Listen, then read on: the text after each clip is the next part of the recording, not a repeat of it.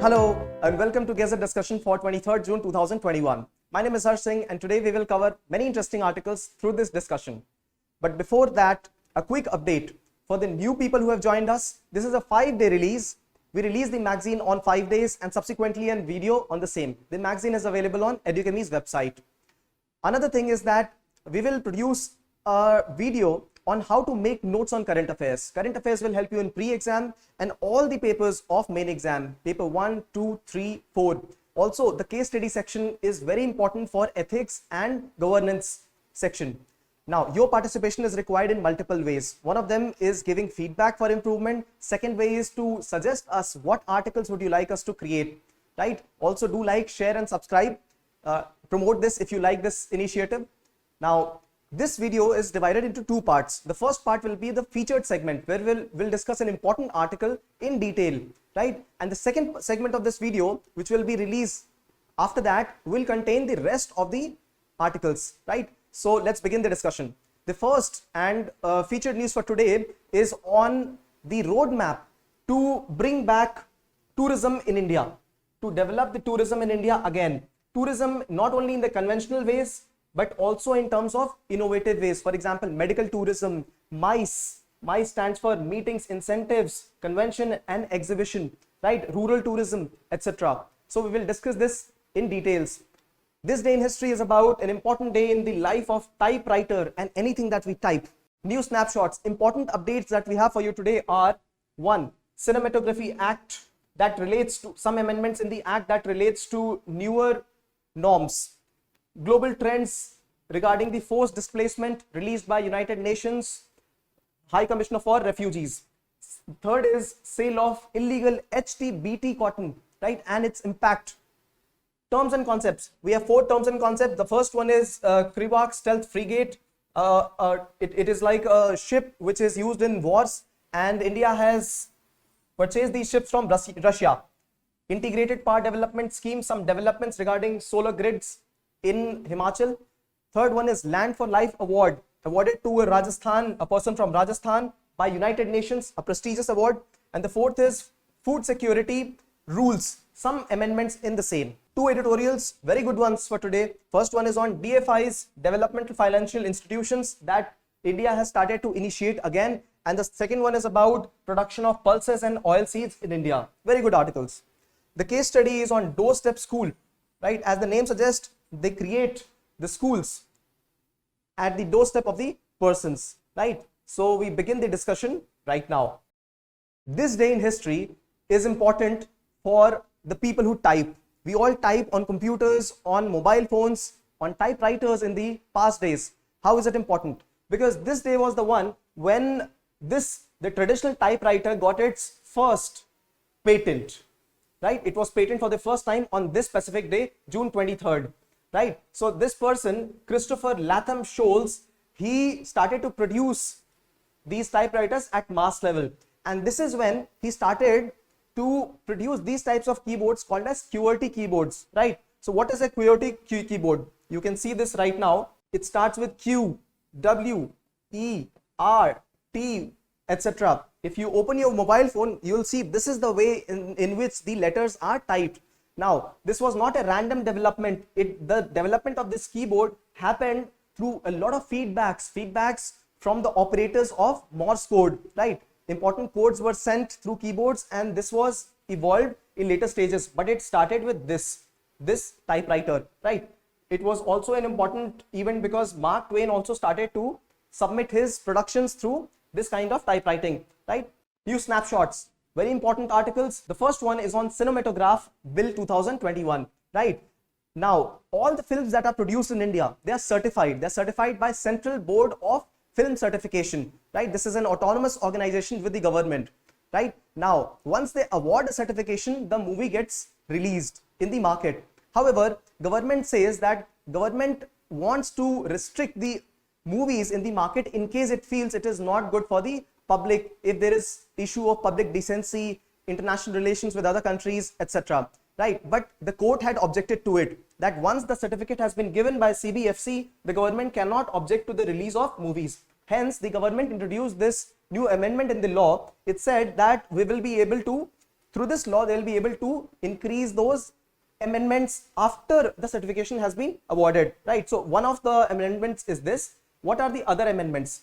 First, this is the one that we just spoke of, revisionary powers. The second one is relating to age-based certifications. So what is this? Right now, 3 certifications are provided by CBFC. One is unrestricted access for anybody. The movie can be watched by everybody. For example, Tare Zameen Par, meant for everybody.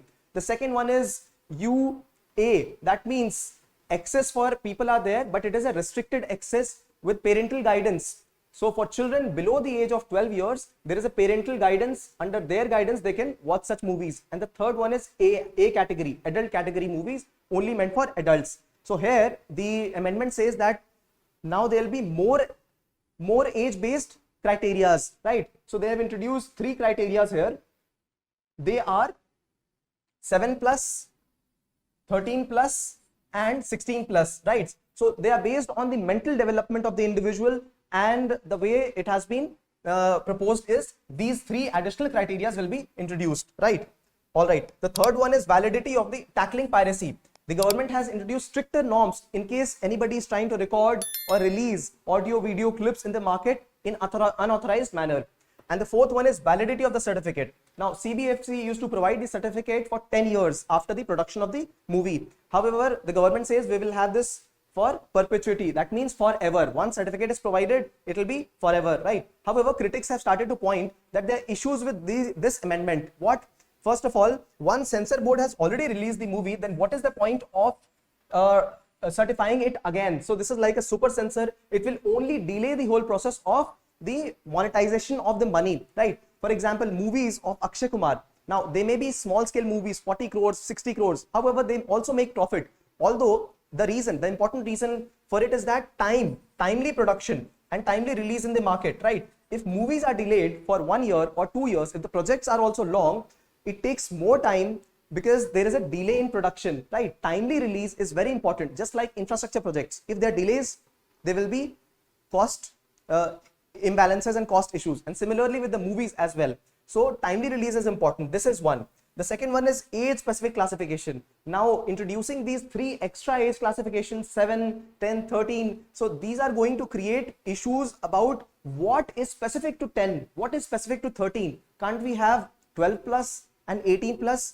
So this is another issue that people have raised, right? So note down the important things here. The 4 amendments. One is re-examination, age-based certification, then piracy, and the fourth one is validity of certificate and some criticisms related to it. Okay, next article, global trends forced displacement in 2020. Now, very interesting to note is that forced displacements have happened in the world all the time. However, during Corona, times when there were restricted movements, even then there has been a 4% increase in global migration, right? This distress migration is forcible displacement because of persecution, because of exploitation of people, right? Because of violence, human rights issues, etc. And in the last 10 years, there has been a twofold increase, right? So last year, 2020, 82 million people migrated, and 10 years back it was 41 million. So double increase in a decade. In 10 years, double increase of migration, and this is distressed migration. This is not the migration because of want of money, because of finances. No, this is distressed migration. People are in distress and that is why they are migrating. And interestingly, this is almost 1% of the world population. So this is a very high level of population which is migrating to other places. Also, it is the 9th year in which migration has only increased subsequently. It has not decreased. That means people are in increased distress as the time has flown by, right? So this is what the article says. The article also mentions that there are certain important countries which are the places from where people are migrating. Now these countries are, for example, we have Syria. Syria is an important country. Syria, Venezuela, Afghanistan, South Sudan, right? Myanmar. So these are the 5 countries which make the majority of places from where people migrate. And you know where people migrate to? Just their neighbors. So from Syria, people have started to migrate to Turkey. From Afghanistan to Pakistan, Venezuela to Colombia, South Sudan, to countries in the Sahel area, Myanmar, to the other nearby areas. India is one of the places, right? So these are the places which have gotten most affected by migration. And looking population wise, the children are the most affected, because forced displacement is causing almost 42.2% of the population that is moving. They are children, right? So children are most affected. Now you can well imagine what will be the future of these people. Will they be able to resettle? So resettling is another issue. What about their education? What about the health services, their counseling, employment, right? Lesser provisions for them already is being made because of corona issues. So how will they be able to handle their future? This graph shows the population bracket. So mid-age bracket, 18 to 59 years, there's a huge population which is getting this migration, that is displacement. So are they going to be the effective human resources for future or not? So this is a question which everybody, all the countries, recipient countries, the countries from where these people are migrating, international organizations like United Nations, NGOs, they have to look at and decide, right? So COVID crisis has only accentuated this problem. This is what the report says, right? So there are issues of poverty, food insecurity, climate change, etc., displacement, right?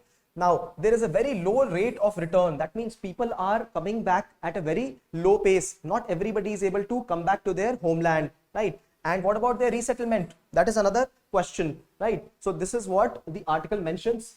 Now, this is where I would like to show you the Sahel region, right? An important region from where migration is happening, right? So this is the Sahel region, right? Near the desert. This is the desert, right? And people are migrating all around from this region as well. Another places for distress, right? So getting back to the article, the third article is on illegal HTBt cotton seed sale. Now, before we get into HTBt cotton seeds, we must understand what is BT cotton seed, right? So what is BT cotton? Now, cotton was being cultivated in India, right? This is the silver fiber cotton, and we had the cotton revolution in 2000s, right? The year 2000 onwards, we had the cotton revolution where production increased dramatically, right? So we introduced, now cotton is vulnerable to a kind of pest which is called as bollworm. It spoils the cotton production, right? So a new variety of genetically modified cotton, BT cotton, was introduced. What is BT cotton? So this is a pesticide gene of bacteria Bacillus thuringiensis, right? So this BT cotton, the gene of this BT was introduced in cotton. This is going to help kill the bollworms, right? So this is a pesticide gene. This will kill the pest. This gene has been introduced in cotton itself, right? So initially it was thought that it is going to be a wonderful decision. However, what happened in due course of time was, since there was increase in production, right, because of revolution. Now, revolution happened because of several factors. People estimated that it is the release of BT cotton, because of which the production also increased. However, there was increased usage of water, irrigation facilities developed, right? Then the use of fertilizers also increased. So these were additional factors which helped in the increase in production of cotton, right? However, with time, the pest developed a resistance to BT cotton, right? So they have started to attack the BT cotton again. So after plateauing of the production, now that production has plateaued, the farmers have to put in more water intensive, they have to put in more fertilizers, they have to put in more cost at the input. However, the BT cotton has again become vulnerable to the pest attack. So this is the background to BT cotton, and there are mixed responses among people. Earlier the area under BT cotton was less, but now people adopted the BT cotton and this new kind of seed, they have to purchase this seed. However, they are caught up in the whole process. So this is the story of BT cotton. However, the latest addition to this BT cotton is the HTBt cotton, herbicide tolerant BT cotton. Now what happens is, when the cotton crop is grown, a lot of weeding also happens. There's a weed growth, and this has to be weeded out. This has to be removed. Why? Because cotton and weeds, they grow and compete with each other, right? So this herbicide tolerant new kind of cotton seed which has come in market illegally, so this is going to help decrease the weeding here, right? So this herbicide glyphosate, when it is sprayed in the area, it will not impact the cotton crop. It will be herbicide tolerant, the new variety, but it will kill the weeds. So less weeding is required. This will help in many ways to the farmers. How? One way is saving the labor. The second is saving the cost and time. There's already a shortage of labor, and cost and time issues are also there. So this will help in this way, right? So farmers want this to be legalized.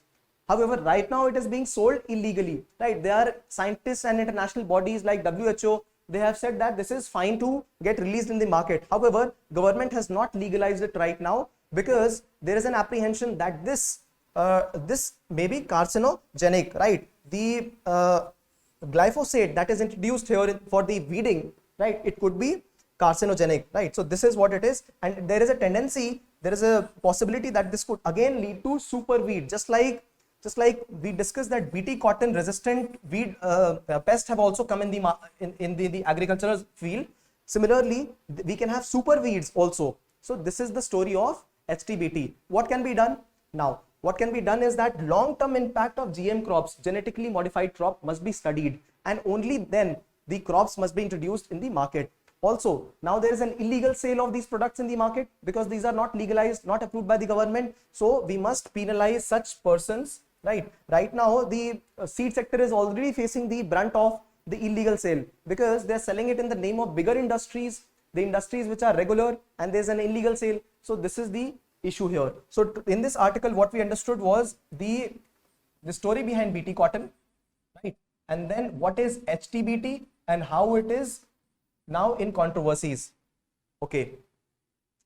Image of the day. Image of the day is about the nearest galaxy to our galaxy Milky Way, the Andromeda galaxy, right? It is around 2 million light years away. That means it takes 2 million years for the light to travel at the fastest speed, 3 lakh kilometers, right? So this is the speed. Even then it takes 2 million years for it to travel from Andromeda to us. So that is the kind of distance it is, right? A lot of distance. Now, what is an update? This is an image of Andromeda, very precise image produced by our own telescope called as Hubble telescope, right? Now, this is an important telescope because it is put in the space in the lower Earth orbit, right? Lower Earth orbit is around 200 to 1000 kilometers away from the Earth surface, right? So it has been placed in the lower Earth orbit, and the main job of this telescope is to observe the space. So it has produced a very precise image of this nearest galaxy, right? So this is the Hubble telescope, right? Terms and concept. The first term and concept is the stealth frigate. What is stealth? Stealth means no detection. Now, in war capabilities, it is important that the enemy cannot see us, but we can see the enemy. This feature is called as stealth. So Krivak stealth frigate, this is what has been ordered by India from Russia, right? So we ordered 4 of them, 2 of them to be constructed by Russia and 2 by us in India under Make in India. Now this is where a country like Russia, then we have France, Israel, they help us because they not only give us those important defense equipments, they also transfer the technology, which is very important for us. So 2 of them will be later built in India. However, the engine of this is being built in Ukraine. This is important to know. And BrahMos missile will be also fitted in it, right? So we should understand, we always keep on hearing these terms like frigate and aircraft carriers, corvette. What is it? So I have quickly wanted to share this with you. What are these kind of ships? Now, marine warfare is an important kind of warfare. We already studied yesterday that 80% of trade happens through marine areas, and therefore all the countries want to preserve their marine space. Now, in preservation of the space and in pursuance of the times of world wars, all the countries started to build their navies, right? Even in medieval times there were navies, but these are modern navies. So the biggest ship on the oceans is the aircraft carriers. They have 50, 70, even 100 aircrafts. There are also spaces where aircrafts can be put below the deck, right? And then comes cruiser ships. Now they have spaces. They are cruiser ships. They not only cruise, but they have multiple functions, right? They are the second largest ships after the aircraft carriers. They are heavy and they are meant for multiple attacks. They can also defend multiple attacks. After that comes frigate. Frigate is what India is purchasing. Now these are fast moving, swift ships, right? What is their main agenda? Their main agenda is to attack and move, their main agenda is also to participate in protection of the trade. So they act as convoy ships, right? They participate in the security movement of our trading ships also at important sectors. And then comes destroyer, right? What is a destroyer? Destroyer is a small ship, swift movement, smaller than frigate. What is their main capability? They act against submarines, right? So they are submarine destroyers, right? They also help. So what is produced by submarine? These underground missiles are produced by the submarine. So they have important tendency to protect themselves and attack the submarines, right? All right. What is a corvette? Now corvette is a very small ship. Again, swifter than all of these. Their main agenda is to protect the coast. So Coast Guard will take these kind of corvette ships. What is a submarine? It goes below the earth and that below the sea level, and that is how it attacks its enemy. So these are the 6 major kind of ships. India is trying to procure them all, gain technologies for all of them, right? Second is integrated power development scheme. Now this is a power development scheme initiated by the Ministry of Power. What is an update? Update is that India has released 50 kilowatt peak power of solar power plant in Solan in Himachal Pradesh. So this is what is being introduced, right? This is rooftop solar power plant. Anybody can put this above their house. So through this, I would like to share with you an important scheme. This important scheme of integrated power supply has important components. Now, whenever in the exam a question is asked, so you can mention all the issues. Now, when the scheme has been formulated to improve the issues, right? So what are the issues?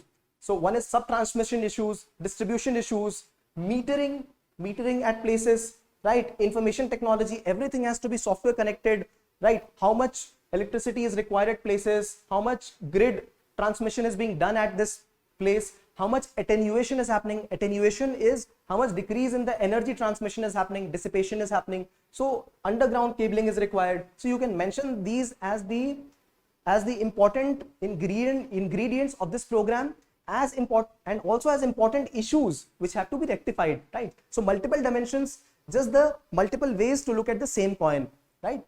So this is what it is. It has already been introduced by Power Finance Corporation, PSU under Government of India. All right. Now, yesterday we studied an important development in the image of the day, right? Now, see, you view the videos of one person continuously. Why? Because there is successive development. All the institutes will largely cover all the issues, right? It's just a matter of time, one day advance and one day later. So yesterday, and that is how all the articles are linked, right? So you become a member of our family if you find the document good, if you find the whole viewability and the purpose good. So yesterday, that is how I will be able to link the articles and you will be able to relate more. So yesterday we discussed an important image of the day. It was about the Harit Marubhumi, right, initiative. So greening the deserts of Rajasthan, and that is where the person, Mr. Sham Sundar Gyani, he won the Land for Life award, right? So we have covered this award this time. What is the award on? The award has been given on familial forestry. This is what United Nations has used, this term, familial forestry. So you will gain marks if you use this term, right? This is an important term. What is familial forestry? Now, we treat our children as a part of family. We take care of their growth, right? And then their children also as a part of family. So this is a succession.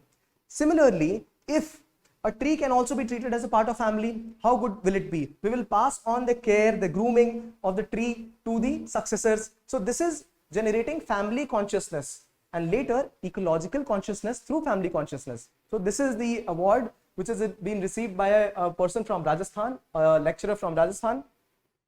This also helps in fulfilling the SDG, Sustainable Development Goal number 15, land on life and help in land degradation neutrality, right? So this was the outstanding contribution by an Indian, important for India.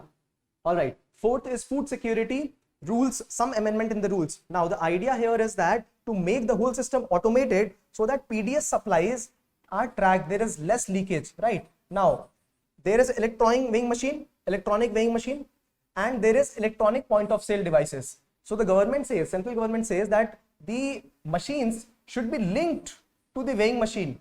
how much purchase is being done should directly get transferred here, right? So there'll be less leakage in the whole system, right? If there is no interaction between the machine, the automatic machine and the weighing machine, then there'll be a dysynchrony, but if they're linked, so there will be direct transfer of how much the item has been purchased. So this is going to make the process automated and transparent. It will reduce leakages. Government lately has said that maintenance, purchasal, etc. of these devices in the fair price shops. Fair price shops are the places where this activity happens. So the maintenance and the purchasal of these devices will be done by the fair price shops only, because government remunerates them as a percentage in the total cost of the produce there, right? Produce being sold. So this is the update. Editorials of the day. Very good editorials. The first one is about development finance institutions, right? Now, the article says that all the countries around the world have development finance institutions which target where the financing has to be done. For example, infrastructure, manufacturing industry. So China, European Union, China Development Bank, Agricultural Development Bank of China, they all fund only agricultural projects. And similarly, India also had these banks, for example, ICICI Bank, IDBI Bank, right? Industrial Development Bank of India, right?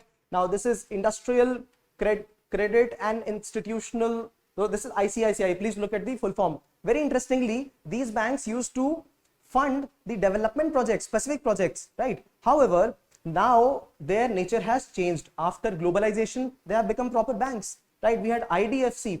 Now this also later changed to IDFC Bank. So we do not have any specific institutions which can finance infrastructure and manufacturing, right? These specific projects. And that is why there is a lag in financing of such projects. And therefore, government has now announced that new development finance institutions is going to be put into place, which will have a portfolio of $5 trillion in the next 3 years, right? Now, this will help in particular development of infrastructure manufacturing. Where will the funding come from? The article says the funding can come from stable funding sources like pension schemes, like insurance schemes, right? Like trying to have innovative ways in which the retail investor can also invest. So these are the ways government is trying to initiate the funding in these schemes. This is what the article is about. The second article is about incentivizing production of pulse and oil seeds. We studied 2 days back that export of products like sugar and rice is costing us very much in terms of the actual costs that we incur, the amount of water, the way we give subsidies. So this article is just opposite of it, talking about the production of pulses and oilseed in India, right? So the article says that regarding pulses is an important nutrient giving crop, right? It gives protein, it gives fibers, it gives a lot of vitamins to the body, right? Its cultivation is done in India, and it is very important because 25% of world cultivation of pulses is done in India, right? Now, however, there are some issues with it. For example, pulse is only cultivated in the rain-fed areas, only in rain-fed areas where there is already an acute shortage of water, right? There are wider fluctuations in the production. Why? Because, see, once pulse is produced at a specific place, right, there is a lag in the whole system.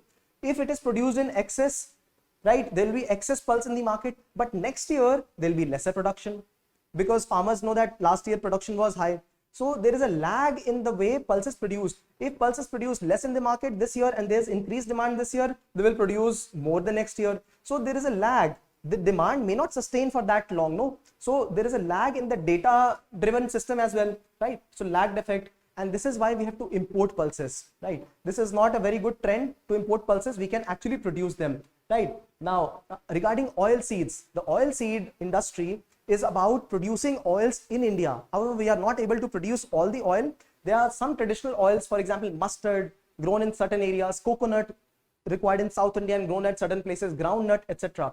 However, we fulfill our needs through palm oil, soybean, sunflower as well, and some of them are imported as well, right? Government has also provided less duty-free imports for oil seeds, and we import as much as 60% of oil seeds, right? This is very important because we should not be importing so much of oil, right? Oil production has also become stagnant. So this article later says that there are solutions to this. pulse and oilseed both go through the same issues. What are the issues? Let me show you a map first. You will be able to relate very much. Now this is pulse production area and this is rice production area. Rice is produced in all the water, the coastal states where there is more water or there is assured rainfall, right? So more rainfall in these areas and rice is produced. But look at the area where pulse is produced, right? These are the more important areas. Now these areas are already deprived of water and this is where we are producing pulse. What if we produce pulses in those areas where there is more water? So we get assured pulse production, right? We also get to export it. So the article says that irrigation is an important facility which must be given to both oilseed and pulses. If we give proper MSPs here also, there will be diversified production, not only rice, but people will get on to oilseed and pulses. Now, if there is integration of midday meal scheme, ICDS, public distribution system for both of them, if there is a better integration, now there will be demand. There will be demand in the whole system and there will be increased production. So what we need is infrastructure, transport infrastructure. We need bigger storage infrastructure. We need artificial intelligence data as well, right? So that the coordination, there's less lag in the whole production. Very beautiful article, and note down these key important terms because they are not only a part of agricultural reform, they're also a part of how to increase production, how to handle the productivity of Indian agricultural system, right? So use it in your own ways. However, data has already been given. We will also claim we have taught you this. So it is on you to utilize it. Case study. Now, case study of the day is an interesting case study. This is about Doorstep School. I was a privileged member of this school at one point of time in Pune. Now, this was initiated by Dr. Rajni Paranspe, and Doorstep School is an initiative to have a school at the doorstep of the individual, the small child. Now, many people, migrant workers, right? Then we have construction site workers, road workers, their children do not go to schools. There are no schools all around everywhere. So this institution, what they started was, they started putting schools. Whenever they found children, 10, 15 children loitering around, they would initiate a school there. So they started working in these organizations and they gained some fund from NGOs, from institutional backups, and this is how they initiated, right? So road construction site, building construction site, railway station, this is where started their schools, right? One issue that I understood they had was that since most of the children were children of migrant workers, now children would come from background of Odisha, Jharkhand, Bengal, Uttar Pradesh. Now they all have different dialect and languages, so teaching them was a little tough, right? Also they are migrant workers, so every 2-3 months they would relocate to another place. So these were a couple of challenges that they faced. Now you can well imagine, as an empathizer, you can imagine what the organization would face, how they would tackle this, and you can imagine the future of such children. It is in jeopardy, right? So this is what the issue was. However, this organization has done very well to spread in places like Mumbai and Pune. Their main idea is to make the child be able to read newspaper, to be able to do some basic calculations, basic computation, right? So through this case study of Doorstep School in Pune and Mumbai, what do we understand? What we understand is that a person without education is like a building without foundation. And what are we doing here today? We are building our foundation. Thanks for watching.